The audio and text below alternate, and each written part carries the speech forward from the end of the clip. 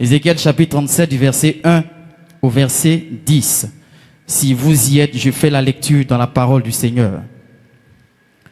La main de l'Éternel fut sur moi, et l'Éternel me transporta en esprit et me déposa dans le milieu d'une vallée remplie d'ossements. Je voudrais que tu marques d'un trait rouge le mot vallée. Verset 2, il me fit passer auprès d'eux, tout autour, et voici, ils étaient fort nombreux à la surface de la vallée. Ils étaient complètement secs. Verset 3, il me dit, fils de l'homme, ces eaux pourront-ils revivre? Je répondis, Seigneur éternel, tu le sais. Verset 4, il me dit, prophétise sur ces eaux et dis-leur, ossements desséchés, écoutez la parole de l'Éternel. Ainsi parle le Seigneur l'Éternel à ces eaux. Voici, je vais faire entrer en vous un esprit et vous vivrez. Je vous donnerai des nerfs. Je ferai croître sur vous de la chair. Je vous couvrirai de peau. Je mettrai en vous un esprit et vous vivrez. Et vous saurez que je suis l'Éternel. Verset 7. Je prophétisais selon l'ordre que j'avais reçu.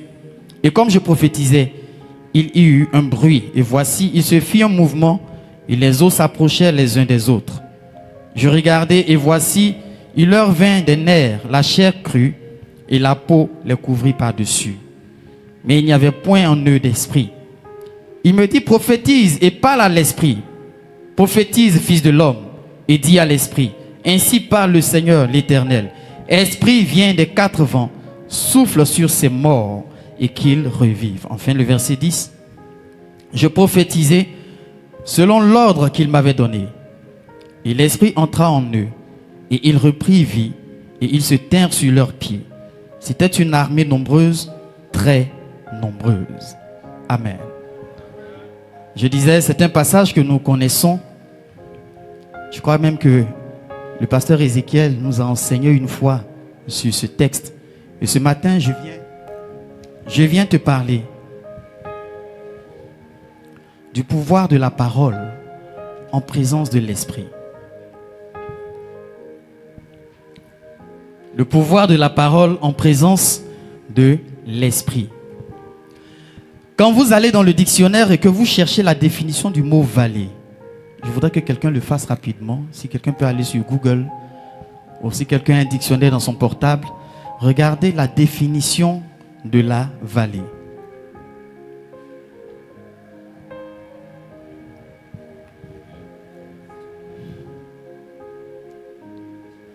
La définition de la vallée. Tu l'as? Ok, tu peux la lire. Attends, on va t'apporter un micro. Même si à Emmaüs, on a appris à parler fort sans micro. Une vallée est une dépression géographique, généralement de forme allongée et façonnée dans le par un cours d'eau ou un glacier. Un espace en forme de vallée, mais de taille modeste, est appelé vallée. Tu peux reprendre parce que le micro s'entrecoupe. On peut avoir un autre micro, le micro de Haut-Vive.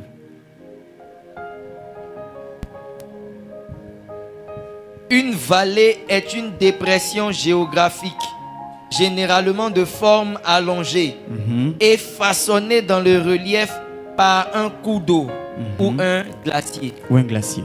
Amen. Amen. Alors pour faire très simple, une vallée, c'est un lieu qui a été creusé par l'eau. Amen. Et quand vous regardez une vallée, vous allez voir qu'elle est entourée par des montagnes. Mais la vallée a été tracée par l'eau. Donc dans une vallée, on a forcément un cours d'eau. Alléluia. On a un cours d'eau quand on parle d'une vallée. Et ici, dans le texte que nous avons lu, la Bible dit que l'homme de Dieu a été transporté en esprit dans une vallée. Mais dans cette vallée, il a trouvé des ossements qui étaient desséchés. Alléluia. Il a trouvé des ossements qui étaient desséchés. Je ferai fort de ne pas être long. On finit à 11h et puis nous allons prier, proclamer sur ce mois. Il a vu que dans la vallée, il y avait des ossements desséchés. En d'autres termes, en français plus simple, chez nous au CP1A, il a trouvé des eaux qui étaient secs. Et les eaux avaient rempli la vallée. Mais dans la vallée, il y a de l'eau qui coule. Comme comment cela se fait-il qu'il y ait une vallée où de l'eau coule et on trouve des eaux qui sont secs? Alléluia. Les théologiens s'accordent à dire que l'eau qui coule est le symbole ou la représentation du Saint-Esprit. Amen. L'eau qui coule est la représentation du Saint-Esprit. Et l'eau qui est stagnante, qui est arrêtée, symbolise la parole de Dieu. Je le dis pour votre culture. Amen. Alléluia. Donc on pourrait dire que dans cette vallée-là, qui peut symboliser l'Église, on a le Saint-Esprit qui est en mouvement, mais on a des ossements qui sont desséchés. Pas pour dire que le Saint-Esprit n'est pas suffisant, mais pour dire que le Saint-Esprit peut être présent et nous allons être des ossements desséchés. Le Saint-Esprit peut être présent avec nous, mais nous allons vivre des situations où ce sont des ossements desséchés. Alors que nous sommes dans une vallée. Une vallée où il y a un courant d'eau, où il y a de l'eau qui coule. Alléluia. Alléluia. Et ici, le prophète se retrouve dans cette vallée-là, en présence de ses ossements, et Dieu lui dit, Fils de l'homme, ces eaux pourront-ils revivre? Et lui répond à Dieu en disant, Seigneur éternel, tu le sais. Alors Dieu lui dit, prophétise sur ces eaux et dis-leur ossements desséchés, écoutez la parole de l'Éternel. Alléluia. Alléluia. Je suis en train de te dire quelque chose. C'est que tu peux être dans un lieu, dans une église, où le Saint-Esprit est actif, est présent, actif, et puis toi, tu vas être dans une situation de sécheresse. Simplement parce que tu ne fais pas usage de la parole. Je disais, le thème de notre message ce matin, c'est le pouvoir de la parole en présence de l'Esprit. Cela veut dire que tu peux te retrouver dans un autre lieu où l'Esprit de Dieu n'est pas. Et si tu parles, il n'y aura rien. Alléluia. Mais ici, nous parlons du cas où tu es dans un lieu où le Saint-Esprit est présent. Dans un lieu où le Saint-Esprit est actif. Et puis toi, tu vis des ossements desséchés. En pareille circonstance ou en pareil lieu, qu'est-ce qu'il te faut faire? Toi, en tant qu'enfant de Dieu, ce qu'il te faut faire, c'est passer à l'action. La première action que tu dois poser, c'est de parler, de déclarer, de prophétiser sur tes ossements. Alléluia. Alléluia. C'est de parler sur ces ossements. Ou de parler sur ta situation. J'aime cette expression d'un homme de Dieu qui disait, au lieu de passer ton temps à dire à ton Dieu que tu as des problèmes, dis à tes problèmes. Non, je rectifie la phrase. Dis aux problèmes que tu as un grand Dieu. Je reprends la phrase. Au lieu de dire à Dieu que tu as des grands problèmes, dis aux grands problèmes que tu as un grand Dieu. Et cela constitue pour la plupart des chrétiens une faiblesse. Ils n'arrivent pas devant des situations, alors qu'ils sont dans un lieu propice, ils n'arrivent pas à parler sur leur situation. Ils n'arrivent pas à parler sur ce qui leur arrive. Ils n'arrivent pas à déclarer des paroles sur ce qui se passe. Ils préfèrent toujours, sinon au mieux, passer leur temps à se lamenter sur ces situations-là. Dieu dit à son serviteur, prophétise sur ces eaux et dis-leur, ossements desséchés, écoutez la parole de l'Éternel.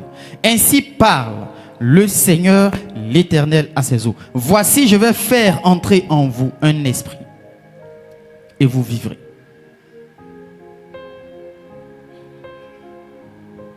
Voici, je vais faire entrer en vous un esprit et vous vivrez. Pour dire quoi? Qu'à chaque fois que tu auras une situation qui semblera compliquée ou impossible, au lieu de te mettre à pleurer, lève-toi et déclare sur cette situation. Parle à ces ossements desséchés et dis-leur, voici la parole de l'Éternel. Et je peux vous garantir une chose, c'est que la Bible est remplie à déborder de paroles à déclarer sur nos situations. Je disais que chaque verset de la Bible est une prophétie pour l'enfant de Dieu. Chaque verset de la Bible est une prophétie qui doit s'accomplir pour l'enfant de Dieu. Mais si tu ne fais pas usage de la parole en présence de l'Esprit, tu n'auras aucun changement, aucune modification dans la situation que tu vis. Tu vas me dire, mais j'ai parlé. J'ai parlé. Qu'est-ce que tu as dit?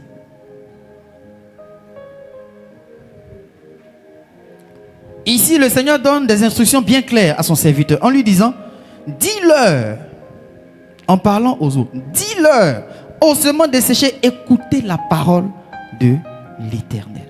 N'écoutez pas la parole du pasteur Ouattara Juste. N'écoutez pas la parole du pasteur Ézéchiel. Mais écoutez la parole de l'Éternel. Alléluia. Alléluia. Tu peux déclarer des choses sur les situations qui sont devant toi. Mais utilise plutôt la parole de Dieu pour faire tes déclarations. Remarquez qu'à chaque fois que ici on demande à un homme de Dieu de prier, que ce soit le pasteur Ézéchiel, que ce soit moi, nous prions toujours en utilisant un verset biblique. Pourquoi? Parce que Dieu veille sur la parole d'un homme pour l'accomplir. Amen. Amen pas. Dieu veille sur la parole d'un prophète pour l'accomplir. Amen. Amen pas. Dieu veille sur la parole d'un bishop pour l'accomplir. Dieu veille sur la parole d'un docteur de la loi pour l'accomplir. Dieu veille sur sa parole pour l'accomplir. Alléluia. Et quand tu as la force de présenter à tes situations la parole de ton Dieu, ces situations sont obligées de réagir à la parole de Dieu. Alléluia. Il dit, au verset 5, ainsi parle le Seigneur l'Éternel à ses eaux. Voici, je vais faire entrer en vous un esprit et vous vivrez. Ce que Dieu dit, il dit, voici moi l'Éternel, je vais faire entrer en vous un esprit et vous vivrez. Alors que dans la vallée, il y a déjà un courant d'eau. Il y a déjà de l'eau qui coule dans la vallée. Ça va? Ça va? Alors Dieu fera appel à son esprit pour que cet esprit-là entre dans cette situation et que cette situation revive. Vous allez me dire, mais il dit, je vais faire entrer un esprit. Mais sachez une chose, la Bible dit que Dieu est le Père des esprits. Et si Dieu est le Père des esprits, cela veut dire qu'il a la capacité de faire entrer n'importe quel esprit en fonction de la situation. Si c'est une situation de pauvreté, il peut envoyer un esprit de richesse. Si c'est une situation de mort, il peut envoyer l'esprit de vie. Si c'est une situation de déblocage, Dieu peut envoyer une situation de... Si c'est une situation de blocage, Dieu peut envoyer un esprit de déblocage. Quelqu'un me suit? Il dit, je ferai entrer en vous un esprit. Donc l'esprit qui viendra sera l'esprit qui est nécessaire pour cette situation. Est-ce que toi tu connais quel est l'esprit qu'il faut? Non, lui il sait. Alors présente à la situation la parole de ton Dieu. Quelqu'un est d'accord avec moi? Présente alors à la situation la parole de ton Dieu. Et lui il sait quel est l'esprit qui peut faire venir pour régler la situation. Voici, je vais faire entrer en vous un esprit et vous vivrez. Je vous donnerai des nerfs, je ferai croître sur vous de la chair et je vous couvrirai de peau. Je mettrai en vous un esprit et vous vivrez. Et vous saurez que je suis l'Éternel.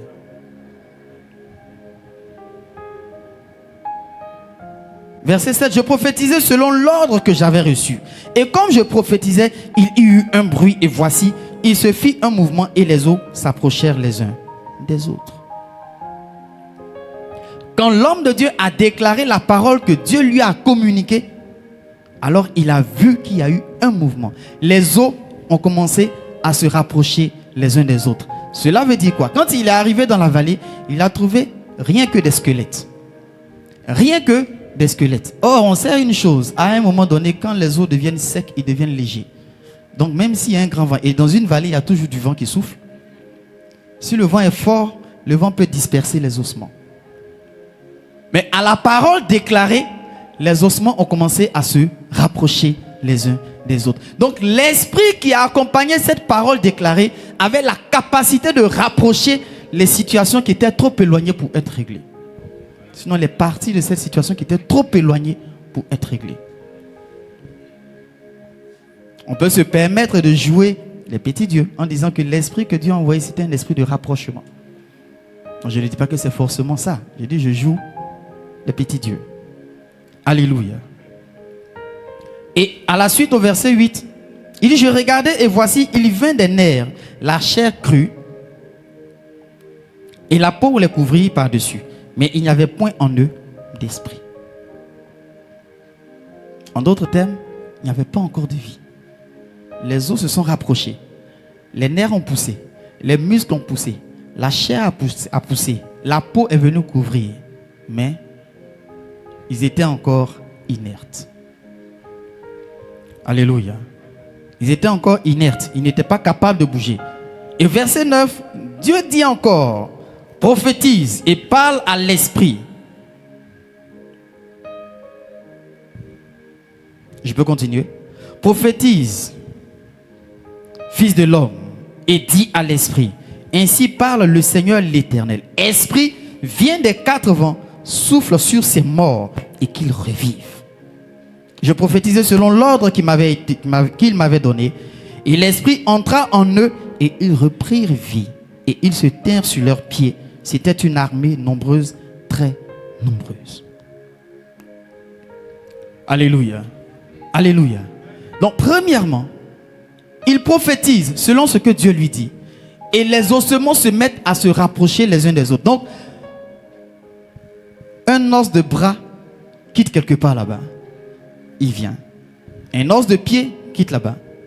Il vient. Un crâne quitte quelque part là-bas. Il vient. Et puis, les os commencent à se mettre les uns avec les autres.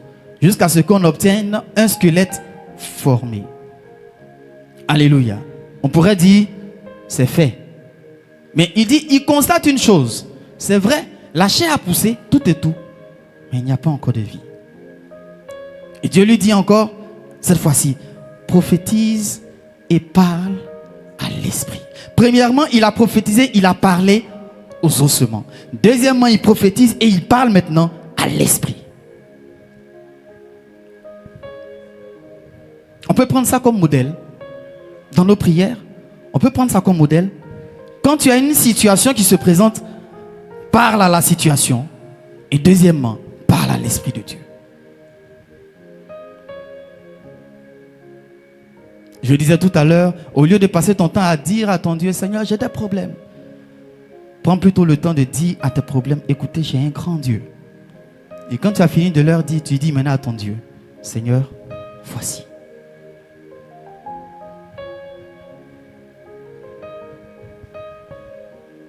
Quelqu'un me suit? Je paraphrase, Jésus pouvait dire, est-ce que tu peux rentrer dans la maison de quelqu'un pour prendre ce qui lui appartient si tu ne l'as pas vaincu d'abord? Est-ce que tu peux réussir à dominer un homme fort si tu ne l'as pas lié d'abord? Est-ce que tu peux réussir à vaincre une situation si tu n'as pas déjà parlé, dominé sur cette situation? Dans tous les cas, ce n'est pas toi qui feras, c'est l'Esprit de Dieu. Mais si tu n'as pas eu la force de dominer sur cette situation, alors qu'est-ce que l'Esprit de Dieu va venir faire pour toi? Donc cela, la Bible pouvait dire que la foi sans les œuvres est une foi morte. Alléluia. Alléluia. Alors la première chose que la foi te donne de faire, c'est de parler. Le chrétien qui a la foi, on dit toujours, il est comme un fou.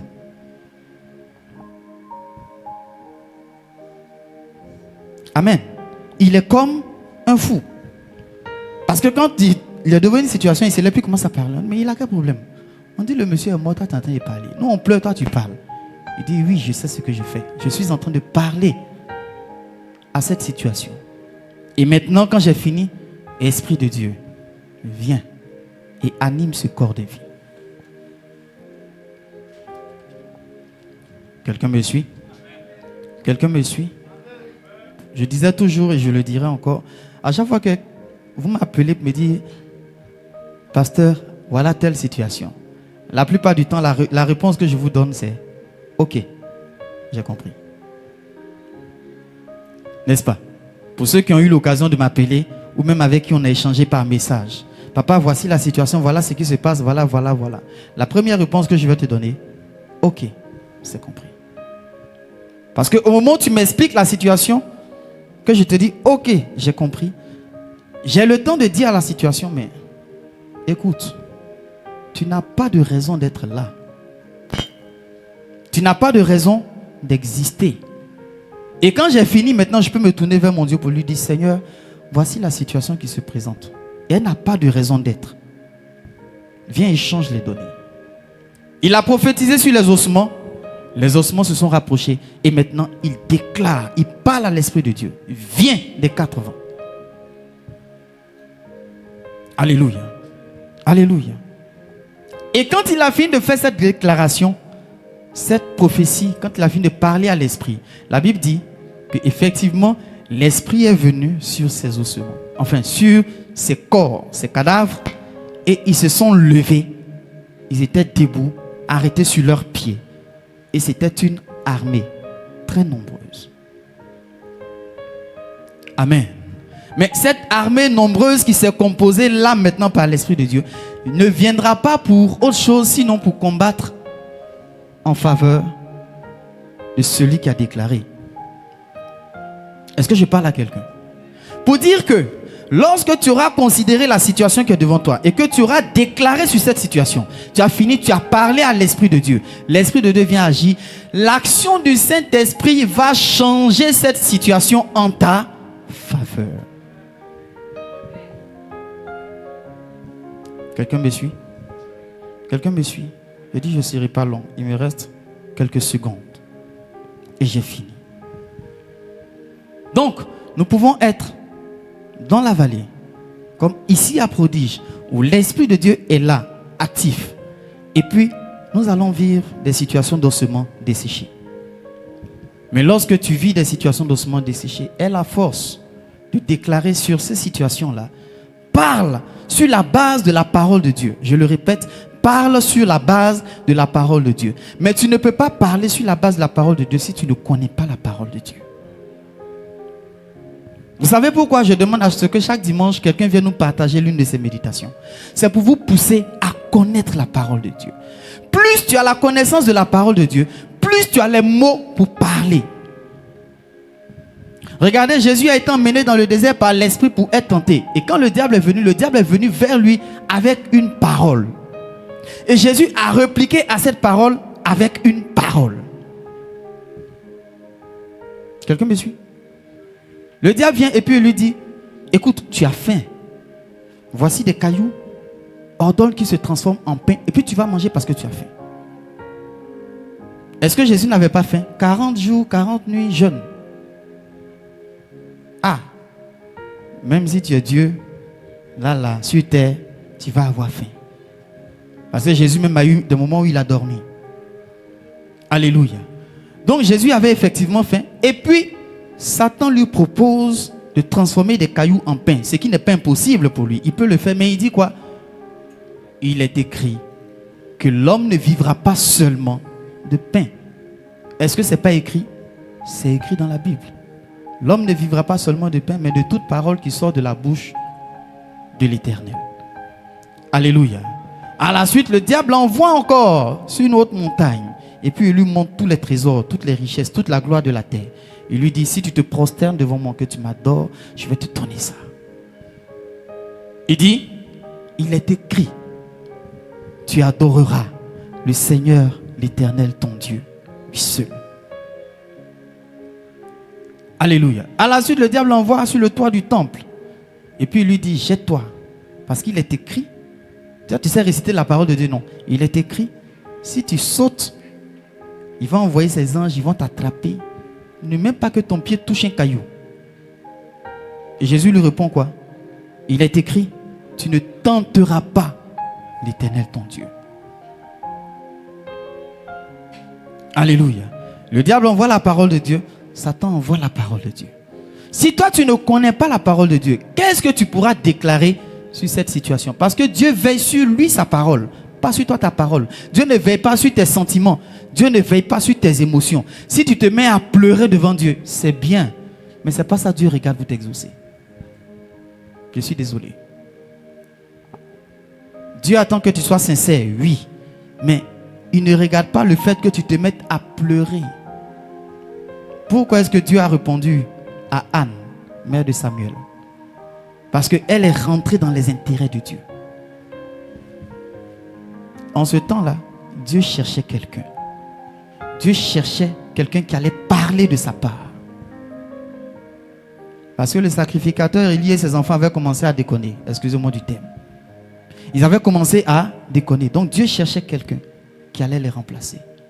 Et Anne a su répondre à ce besoin de Dieu en lui disant, si tu me le donnes, un fils, je te le donnerai pour qu'il te serve. Et là, Dieu trouve quelqu'un qui va parler pour lui. Dieu trouve quelqu'un qui va prononcer, lui, sa parole. Il répond. Donc Dieu ne veillera pas sur tes émotions, tes larmes, tes acrobaties. Si tu veux, viens ici devant la chair. Jette-toi, cogne-toi la tête contre un mur, comme nos parents. Griffe-toi le visage. Fais tout. Mets-toi dans un sac de cendres. C'est tout. Fais, vas-y. Mais Dieu ne regarde pas ça. À l'instant où tu feras mettre en avant sa parole, il agira. Alléluia. C'est un secret que vous avez. Si vous voulez avoir la réponse de Dieu, mettez devant sa parole. Alléluia. Alléluia. Et quand il a fini, alors maintenant il peut parler à Dieu. Il peut parler à Dieu. Et quand il finit de parler à Dieu, la situation change. Pour faire simple, tu peux dire aux ossements desséchés, mon Dieu a dit que moi, je suis béni. Que je serai toujours à la tête et jamais à la queue. Tu as fini de déclarer la situation que non, je ne suis pas maudit. Je suis le meilleur. Je serai toujours à la tête et jamais à la queue. Et puis maintenant, tu te tournes vers ton Dieu. Seigneur, tu as dit que je serai toujours à la tête et jamais à la queue. Je te regarde. Ça va pour tout le monde? Le pouvoir de la parole en présence de l'esprit. Amen.